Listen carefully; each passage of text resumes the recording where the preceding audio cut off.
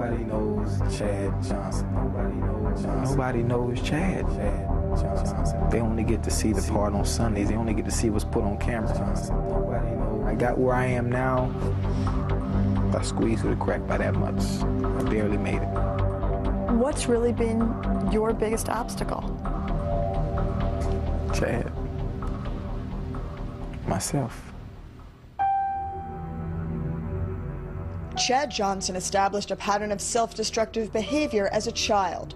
Each time he progressed in his dream to play football, he set himself back with his own actions. Johnson was raised in Miami by his grandmother, Bessie Flowers. Throughout his childhood, Johnson didn't apply himself in school, but on the football field, he was a star quarterback. Flowers was determined to use football to teach her grandson a lesson. In order to play football, you got to make the grade first. So I asked the coach to sit him on the bench for the game. Oh, well, the coach he couldn't believe I was asking him to sit his quarterback on the bench. And I says, well, do you want me to put it in writing for you? I always felt, my talent would take care of everything. I don't have to worry about school. Man, I'm good, I'm fast, I can run, I can catch. It's gonna take, it's gonna get me over every year, same result. Because of his poor grades, Johnson wasn't recruited by any top Division I schools. So in 1996, he enrolled at Division II Langston University in Oklahoma. But before he ever played a game, Johnson was expelled for fighting. The following year, he enrolled at Santa Monica Junior College, where he met Charles Collins, the wide receivers coach who became a father figure to Johnson.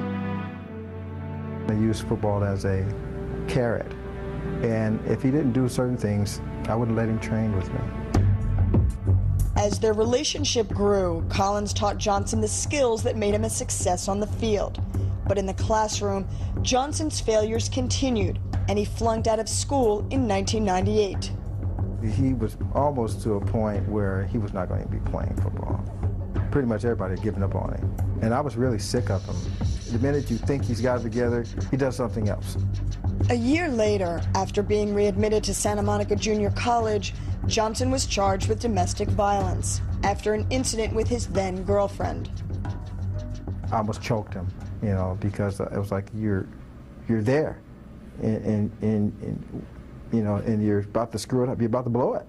What did that teach you? Yeah, I regretted that. For one, keep my hands to myself, for one. I regret it, and I've never had that problem ever again since then. I was almost, like I said, going to give up on him, but it was just, I figured if I gave up on him, either he would be in jail or not here. So, as in dead? As in dead. With Collins pushing him, Johnson had a solid final season at Santa Monica and earned the chance to play at Oregon State. But once again, Johnson nearly ruined his opportunity when he got homesick.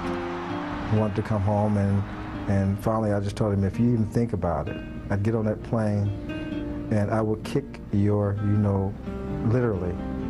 And my grandma and Coach C didn't allow me to throw what I had worked for all my life away. And they made me stay and get myself together. I think that was my turning point. Throwing it for Chad Johnson, and it is, whoa, what a tremendous catch! In 2000, Johnson was Oregon State's leading receiver, and he was selected by the Bengals in the second round of the 2001 NFL Draft. We looked at each other and I grabbed him and hugged him, and it all came out. All the struggle, all those things that he thought would never happen, they finally came to, it was for real. Now it's for real. Where do you think you'd be today without Coach Collins?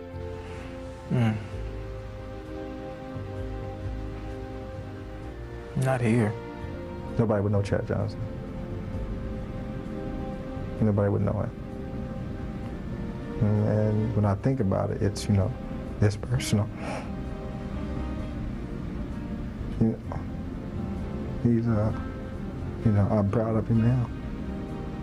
You know, it's